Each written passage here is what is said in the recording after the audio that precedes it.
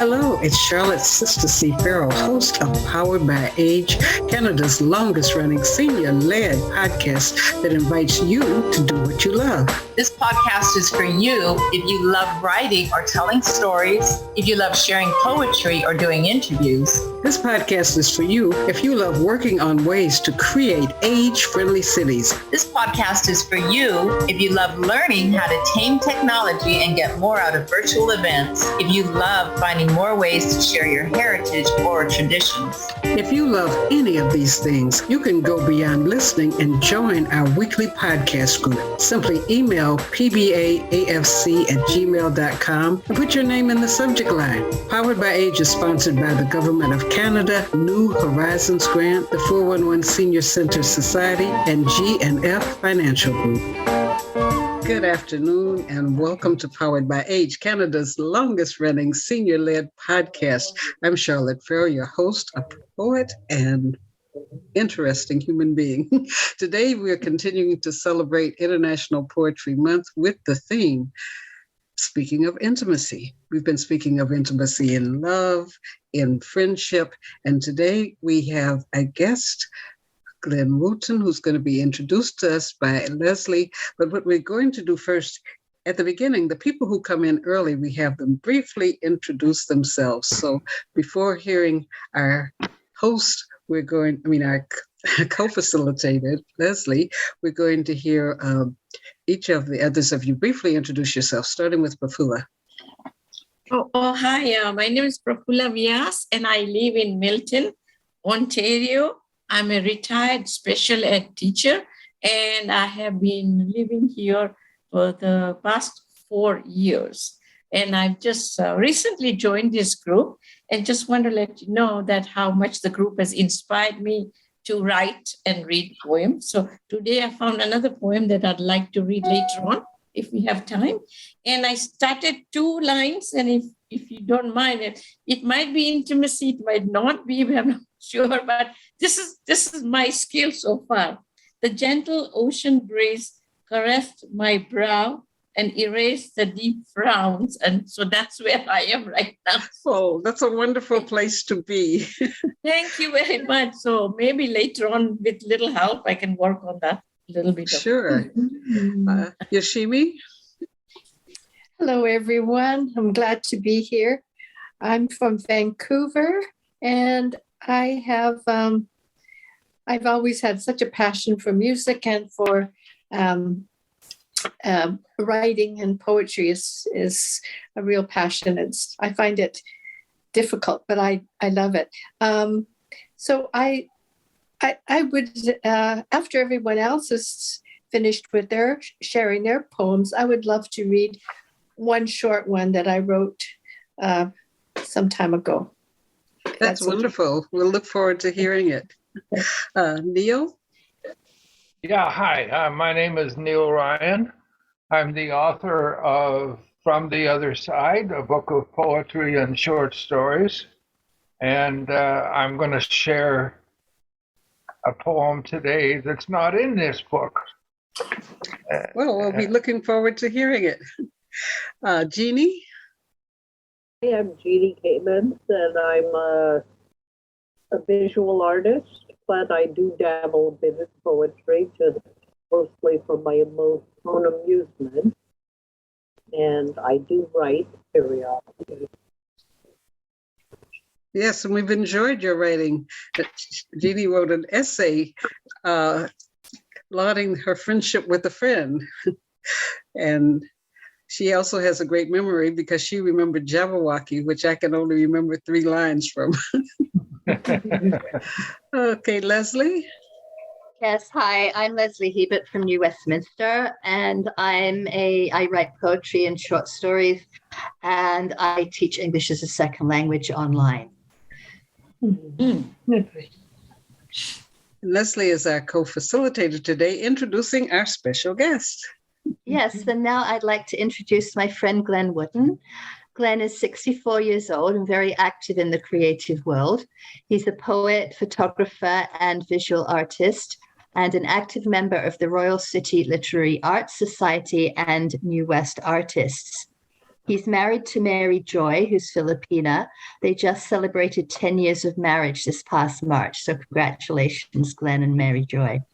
He has had poems published in the 2015 New West Poets Anthology and in Poetry of Place, Journeys Across New Westminster, published in 2020 by the City of New Westminster and edited and curated by Poet Laureate Emeritus Alan Hill. He's currently working on a collection of 20 original poems, which he plans to release under the title of My Mind Home. So welcome, Glenn.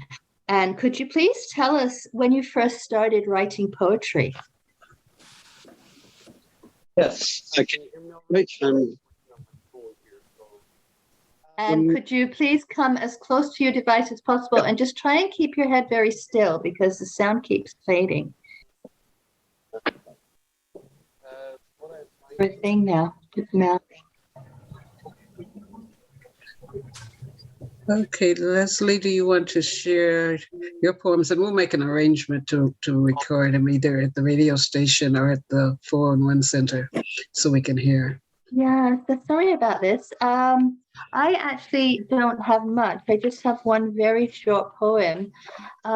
One topic that we looked at last week was intimacy with self, which reminded me of a very short poem I wrote way back in 2020 called Inner Child. And I think we all need to get in touch with our inner child. So this is, I find you on the roof, sleeping on a bench. It is dawn and you are blue. Your hair frostbitten from surviving the night without warmth or love. You are light as I lift you into my arms, a feather child cradled in my arms as I carry you towards the fire. Mm-hmm. Mm-hmm. Now, as you mentioned, the hair is blue and you have on a blue shirt. What? No, that's one of those, yeah. That's one of those serendipitous things, right? Yes. And you're also in blue today, Charlotte. Yes. What came up for you, Prafil, when you were listening to that?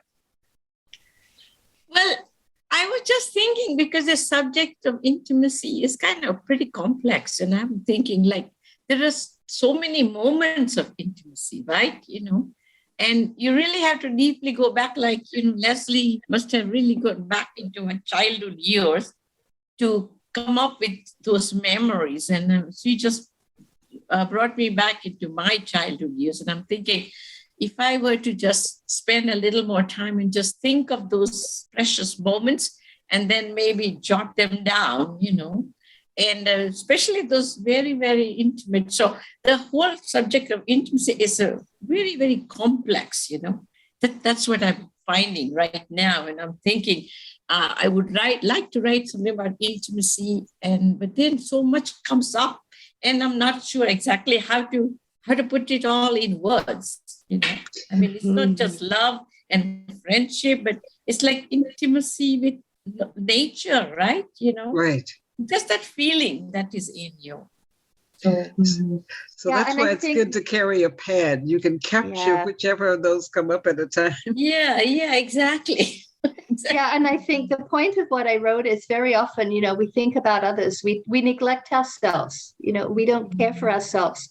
And we also have to learn to love ourselves as well. Yes, true. I know, you know, during the 60s, 70s, there was a lot of talk about the inner child and some people poo-pooed that. What do you think about inner child? What do you think, Jeannie?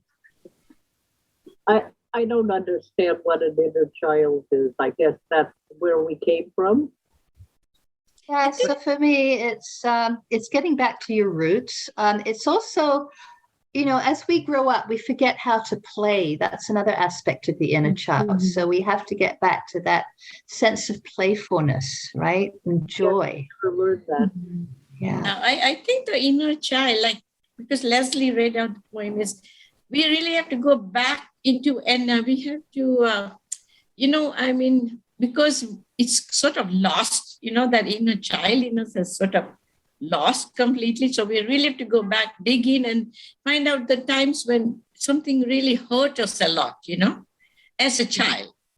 Maybe a candy was snatched away from us, right?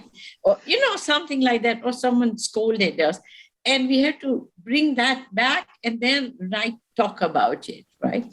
To me, it's so like going back into those places in childhood when people said, "You're not supposed you're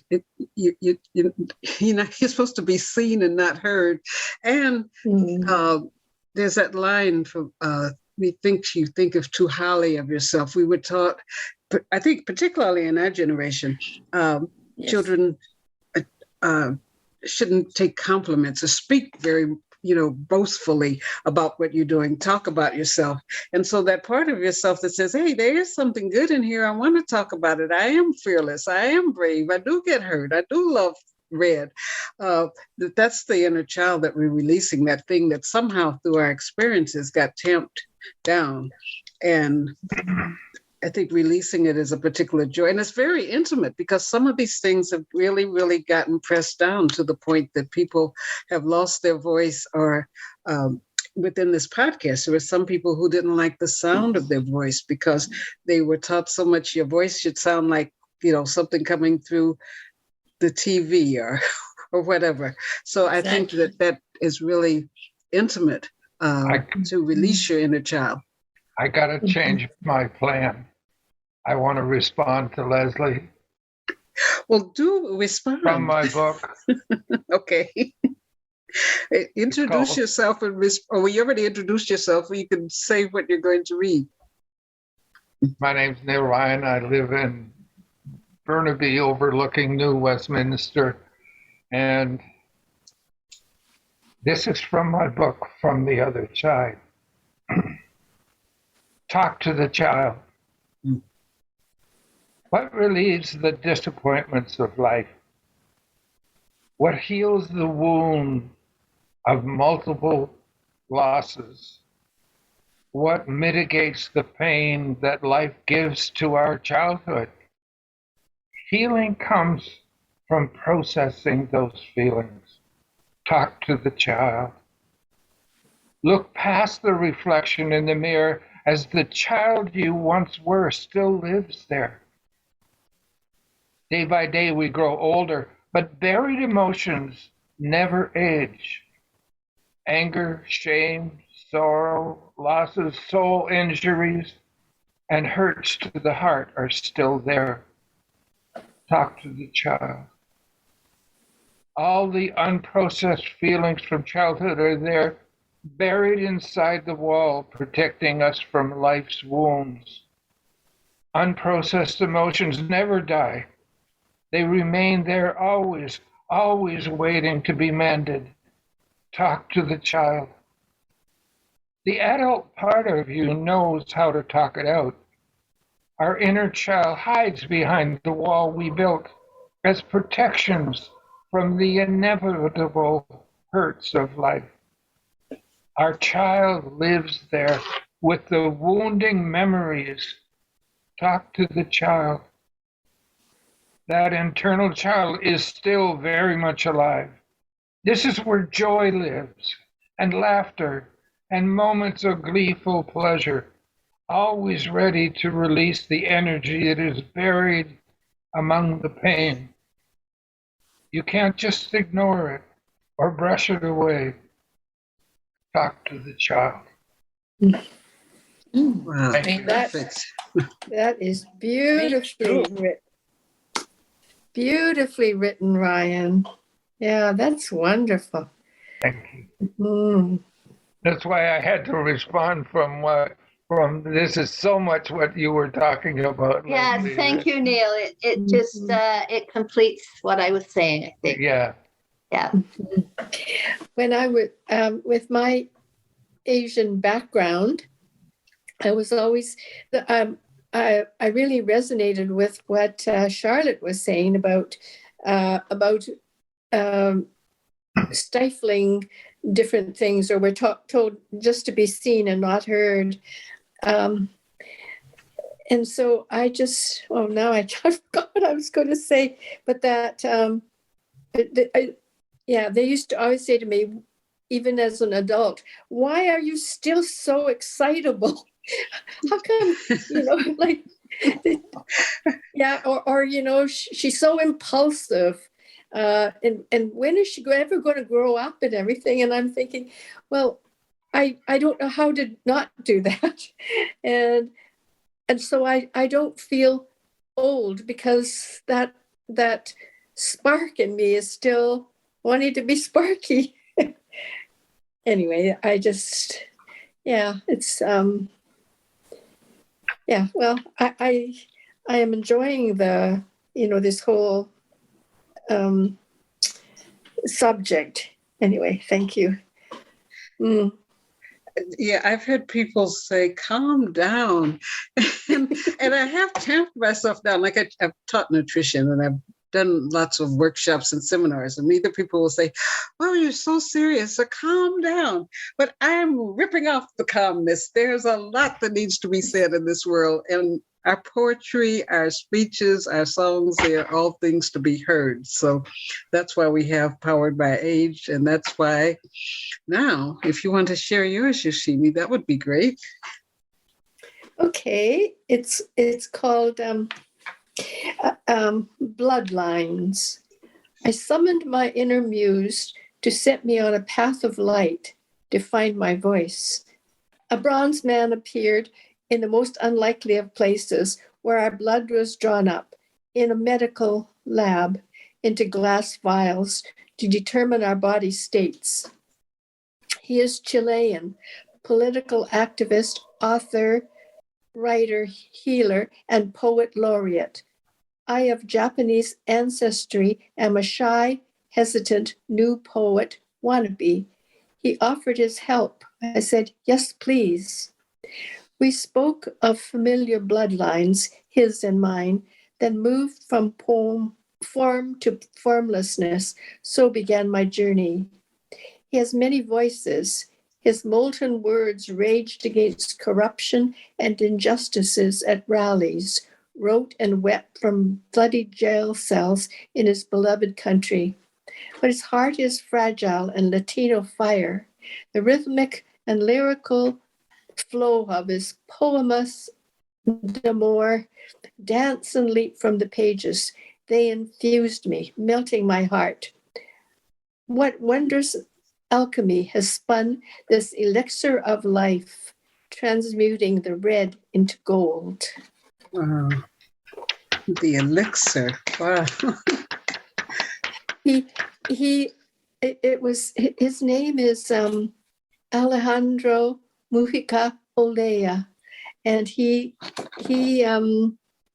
was just, I was writing in my notebook because I was on the verge of attending a poetry workshop, my first poetry workshop, and I was really nervous because I didn't really know how to write poetry.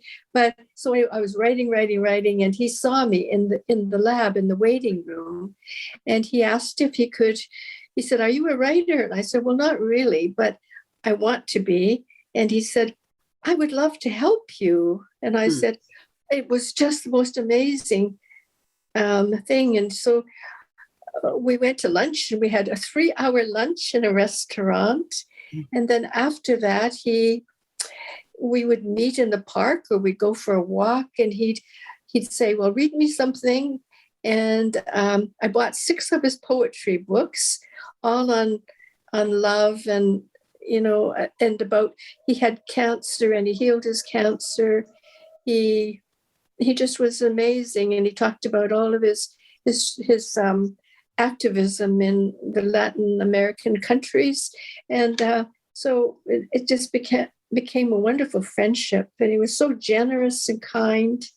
And it was just the most amazing synchronistic events that led to it. And so what you're describing is another example of intimacy, because sometimes just in the commercial use of the word, we have different impressions of intimacy, but that is just so fragile and so beautiful. It was like picturing a flower unfolding when you were talking about from him asking if he could help you, and then making an arrangement to talk, and then following it up. It sounds like a book, but that was very nice. Thank you for sharing that. Yeah, I like the idea, the concept of transmutation. So how we take things in life and we alter them and change them. And I think that's how we create art, right? We transmute our experiences into art in one way or another. Yeah. I think that's another example of like when you said something, then Neall had a poem that related to it, that just having that freedom.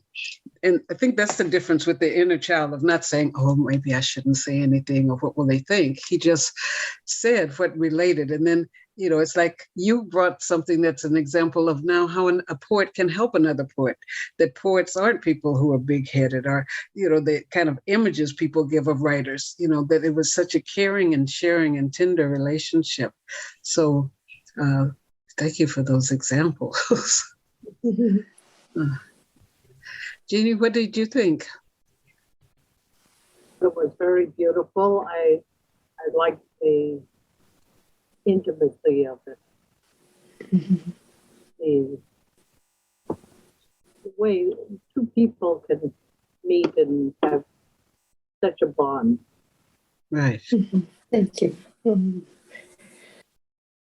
it's kind of like a yo-yo. Sometimes somebody's mentoring you, and then you meet someone that's a mentor that needs mentoring, and having that experience of having someone pick you up and help you as you were learning to fly, that you give it back, play it forward by, sharing and encouraging someone else. He introduced me to many of his Chilean poets who live in the Lower Mainland. And so I got to hear, their poems in Spanish, and it was so beautiful. It was lovely to be introduced to all these different people from different Spanish-speaking countries. It was great. Thanks. Yoshimi, I said to you after the very first poem you read here, I said to you, you are a poet. Mm-hmm. And that's so clear in your story. Thank you. Well, I'm not flattering you. I'm just replying to the fact that you are a poet. Thanks. That means a lot. Thank you. Doitashimashite. Domo arigato. I am going to share a sound. We've been working within our hour of time, and all these different things that we sit for, working in some music and movement. And so Kelly Lee Evans is a musician who was a Juno Award winner, and her story is that right at the time she got this award, she had a head injury. She fell in a shower in France, and then she was struck by lightning in the most unlikely of places, her kitchen. And so she had to really struggle to bring her health back. And so this song, Hands Up, we're going to move to it, but I want you to think about the words and what she's saying and how that is a way that we can be encouraging to each other and the value of a story. Can I ask, does Jeannie have a poem? Well, I don't know. Mine don't seem to be quite the same subject as you, but I did bring some poems that my husband and I exchanged on Valentine's Day. And we write to each other every Valentine's Day going back many years. So this is the one I did this year. As I get older and my body droops, lumps get stronger while my back recoups from daily outings where you troop, helping me get bags of shitty whoop. We had just gone and dug up a lot of manure to go into the garden. We have been together near 50 years. We have crossed the country like pioneers. Or are we really voyageurs? Of course, we are really provocateurs. We've helped each other make our art to change the world by taking apart the right-wing capitalist donkey cart.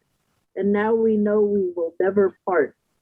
We have washed a Google pile of dishes, shared a Google pile of squishes, raised a son and two cute bitches, and you've answered most of all my wishes.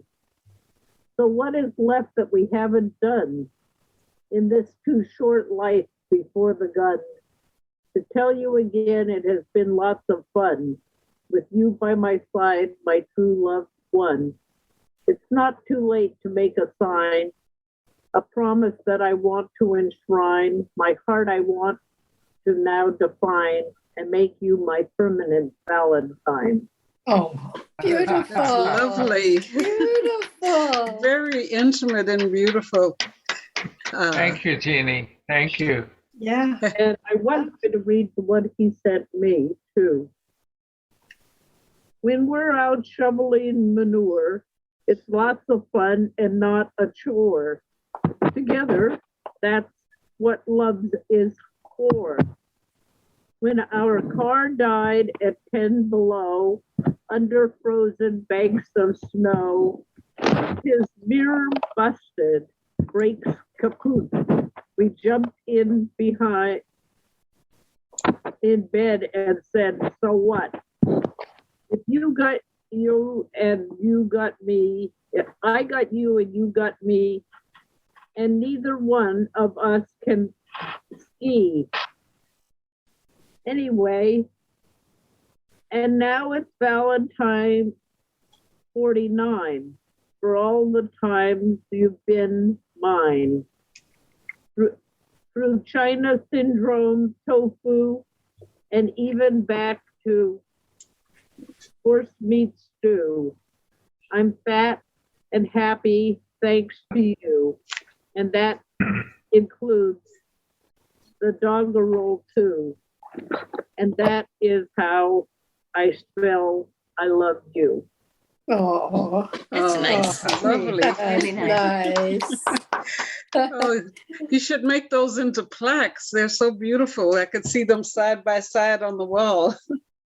Well, we have them all down in the dining room. Nice. And I did bring the probably here to wave. I don't know whether anything. If you hold it right in front of the camera at the top, it's waving at us. Not It's a good. little hard. No, It's one it's of the- fading into the background, isn't it? Yes, the background fights with trying to show things. But I saw the heart. That's beautiful. Jeannie is an artist who wants. This was 1 year was a box that opened. Now I can see, yeah. Yeah. Now, yeah. Oh, that's nice. That's Yeah. beautiful. That's lovely. Yeah. Is that something you could demonstrate in a class or workshop? How to make that? Well, every year that beforehand, we do something.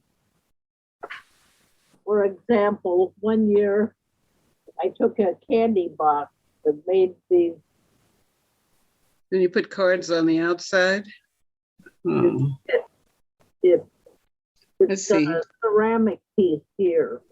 Oh, Every time there's something different, and inside, well, there it goes. Was the poem. oh, Oh, I see. You cut it so it fit right inside the heart-shaped box.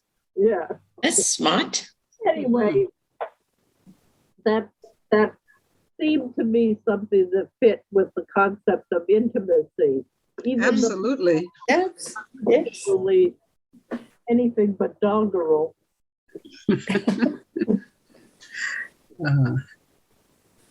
Many years ago, I wrote a poem that went, doggerel from the start, doggerel, it will. Now I can't remember. It's only 4 lines. A doggerel from the start, doggerel, and it'll stay until I have waggled my whole life away. Oh. And I listen to all your beautiful imageries, and I think, well, my poetry is a bit of doggerel, not of beautiful, reflective concepts. I do enjoy listening to you guys. Well, also it's authentic. You always bring authentic content. And, back at the senior day, October 1st, I had asked Jeannie about doing a poem. I said we were going to do a poetry workshop. And she said, well, I don't really write poems. And then she wrote a 2.5-page essay that was beautiful about her friends. So maybe sometime during May, we're going to be experimenting with different things, May and June. As we come to the first Thursday in May is also first Thursday in May is the Thursday that precedes Mother's Day. And we're going to have a special presentation by Kendra that some of you might remember. Kendra Crowell is an elder, and she's going to bring forth some of the things Indigenous women do in celebrating Mother's Day. And then Neall is going to talk about one of the things that we forget about our mom and who she is to us. We're also, for that first Thursday, welcoming others. If you have sentiments that you've written or passions about motherhood, it could either be your own feelings or something that are elements of ways people celebrate it within different cultures, different cities, parts of the world. People do it differently, but that will be that first Thursday in May. And then the second Thursday, each Thursday, we're going to explore doing different things and also having different ones of you as a co-host or co-facilitator. So if you have something that you have been longing to facilitate, you can let me know and we'll be scheduling it in. I mentioned the artwork that Jeannie does because she wanted, we used to have days at the 411 Center where people came into a craft room and we were able to make things. But now our new building is being built. It won't be finished yet. And we're going to be temporarily using Glad Tidings, the church next door on Fraser Street. And so Zoom allows you to position cameras in different ways. That something like those art pieces that you did with the candy boxes are something that some people might be interested in seeing. We're going to also be exploring making a poem into a short film. I took a workshop and a training, a certification on how to do it. I've done one that I'm going to show on Mother's Day called Paying Tribute to Your Spirit, Mom. And then there'll be an opportunity as we're exploring things in May and June. One of those weeks we'll look at how to transform a poem into a 3-minute short film. So other suggestions that people have given, I'll be working in, or you can let me know because that's the way we roll. I have a poem I want to share called Integrals of Life. Integrals. Listen, even the birds notice. They are chirp warping the message across the medians. They feel it, or buoyed higher by it. It's such an integral part of life. Words, pledges, promises, and deeds. As seasons and circumstances change, can you keep your creed? Away from the spotlights, running beneath the radar, the bliss of your integrity rides the high waves. Water rippling over stones through sand, tracing patterns locked into the land. Confidence and courage walking hand in hand. resolved to sustain bliss through chance and change. Itching its way to tulip bulbs, assurance and vows, affirmations and confirmation, lips breaking through peat moss and southern loam, sending elegant little goblets above the ground. Integrals of life, intense, infinite beings, bringing joy, sustaining hope, cascading new conviction for commitment without sorrow.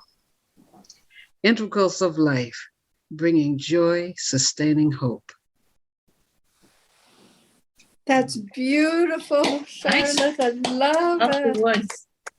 Yes. Very nice. Very, very nice. I like all the words that you use, Charlotte, cascading, and I like it, the contrast as well, right? Thank you. Very nice. That's wonderful. And that's another, connects to another experience we're going to have. Lesley has done flash fiction, right?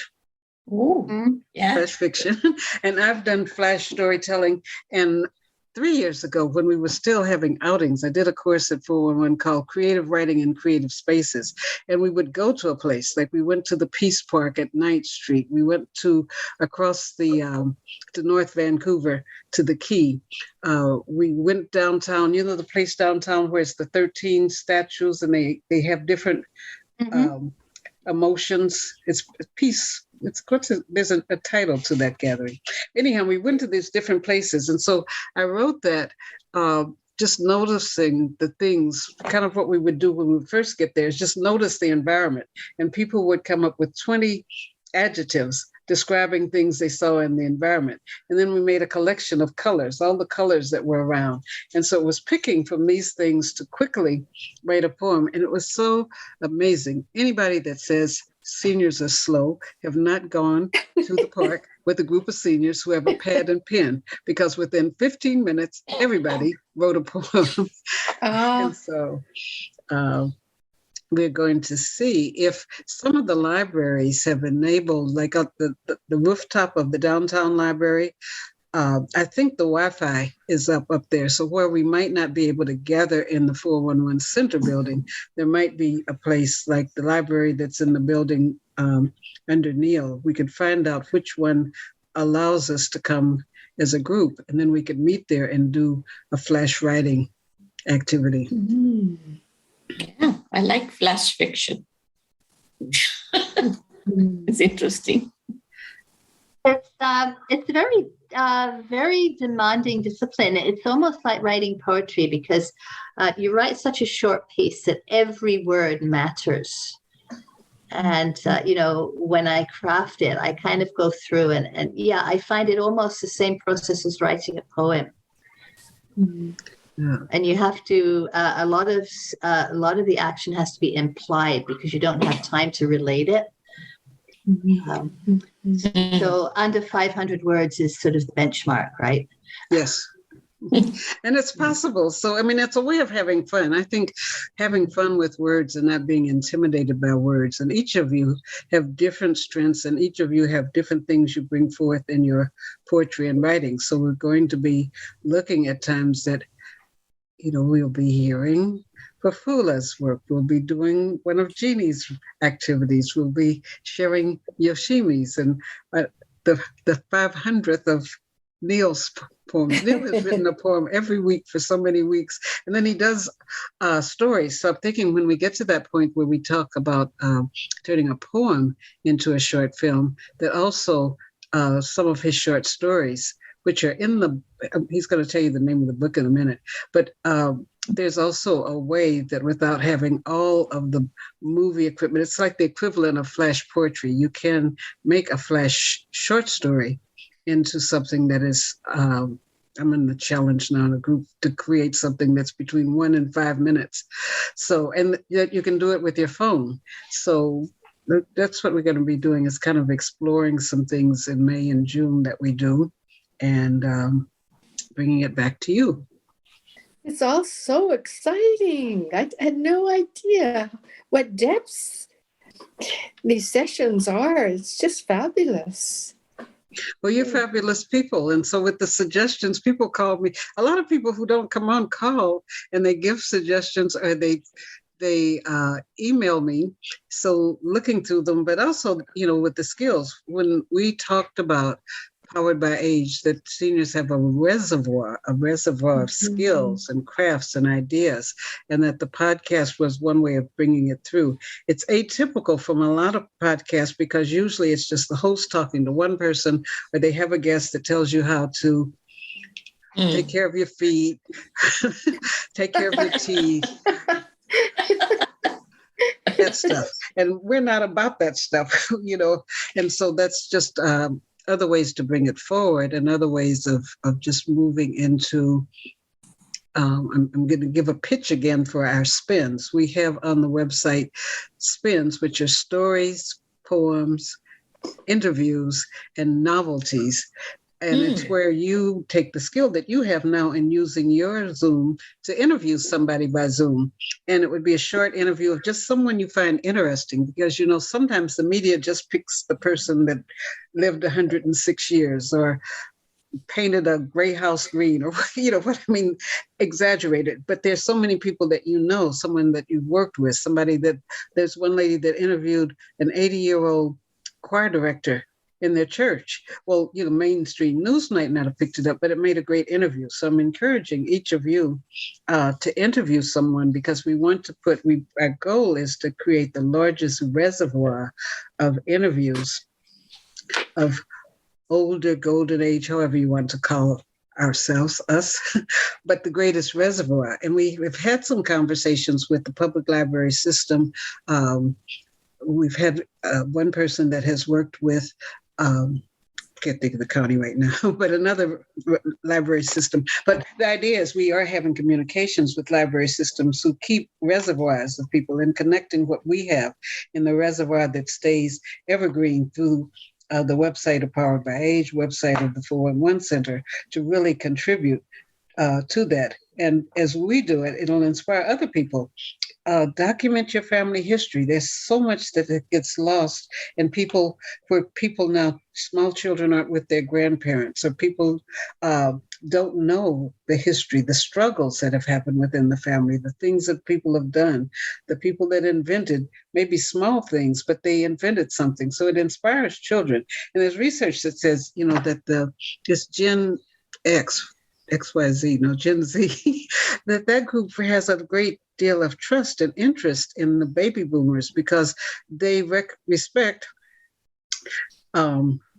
the struggles that we've gone through. And there's a little bit of recognizing that sometimes they can be going so fast, they can bump into things, but that in watching how we pick apart and solve problems, that there's a respect and an interest. And also stories, during COVID and other times when they've talked about the need for volunteers, the libraries really welcome people to come in and tell stories. So that's a place where, with your book of poetry, your stories or whatnot, libraries welcome. And their little kids actually sitting there listening, so where people say kids aren't interested in that. When you go to a library and you tell stories, you'll find the children are fascinated, and they ask so many questions about the time.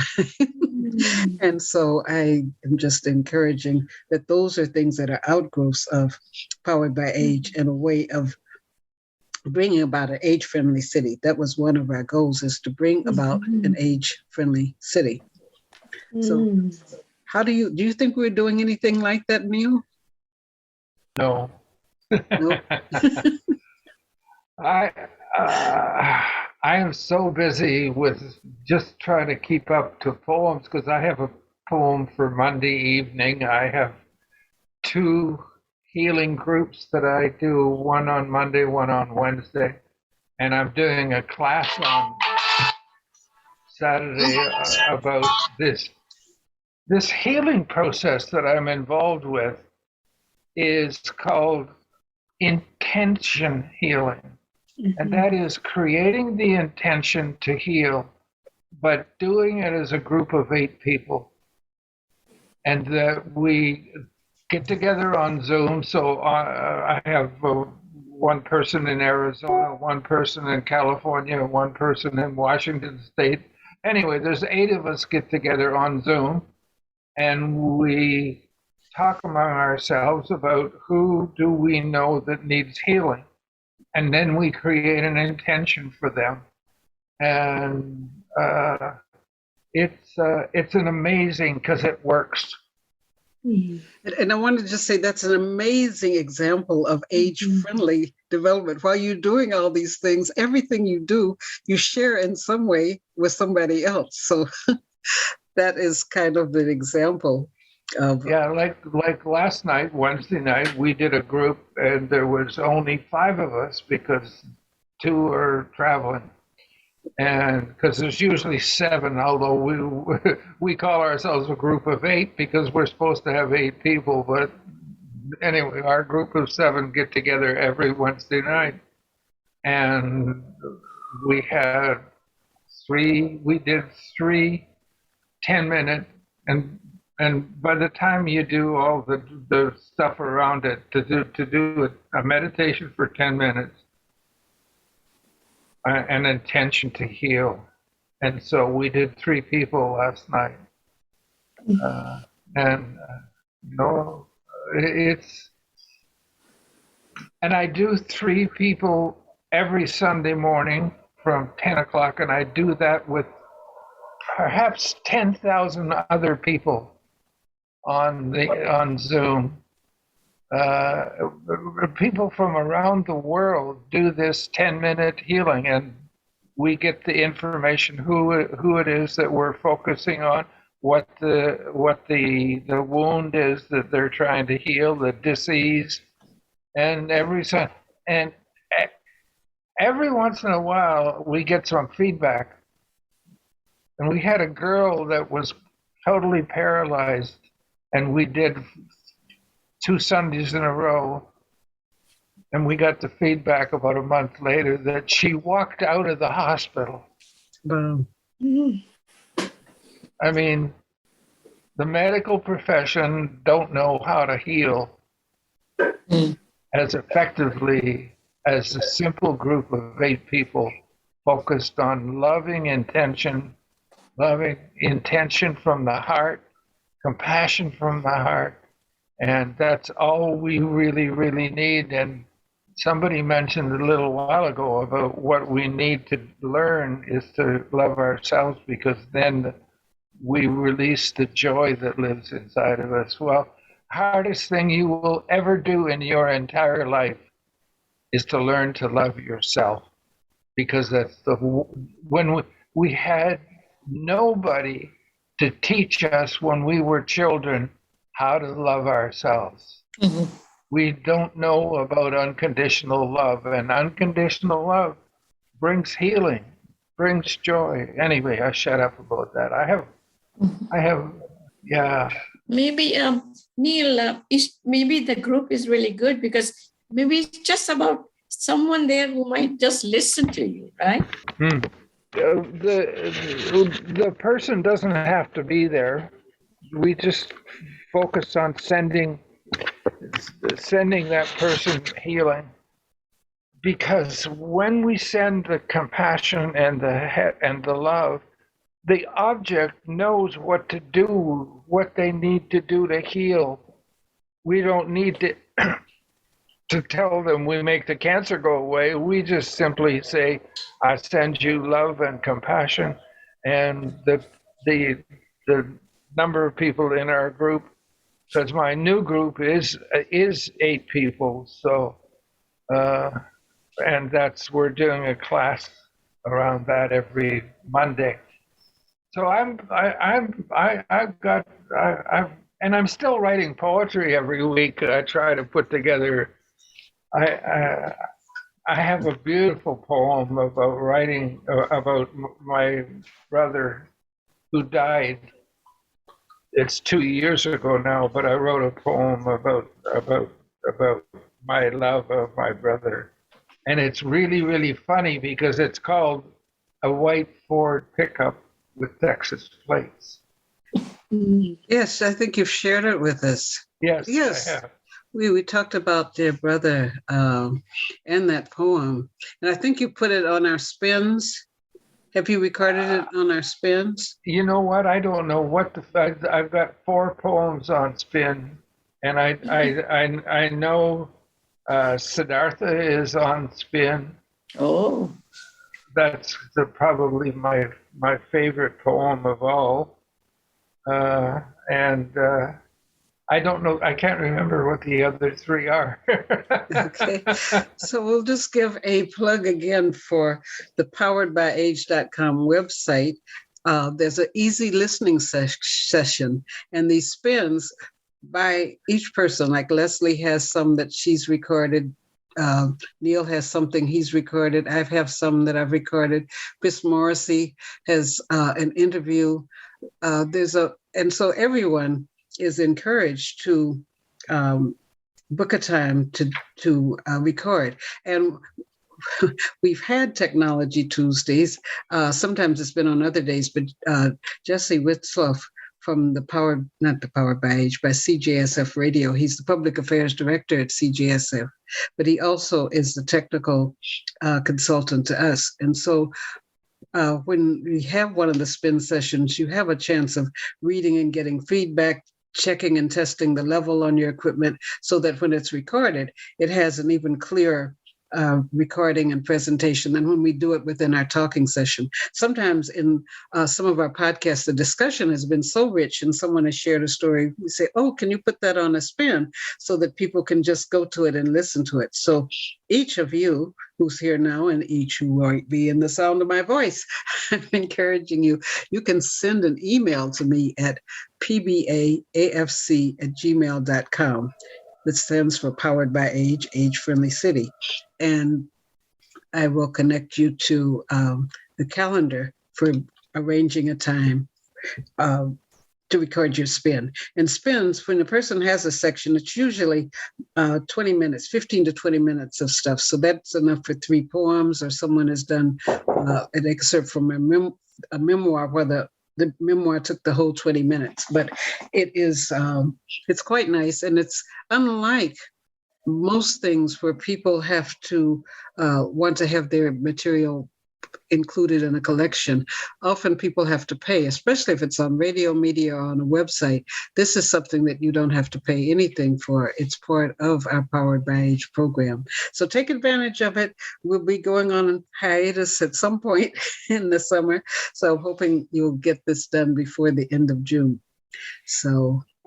And it's a wonderful studio. I used to be a co-host at CFRO, the poetry show. And this getting back into a real studio was a lot of fun. So, okay, does anyone have any questions or closing thoughts?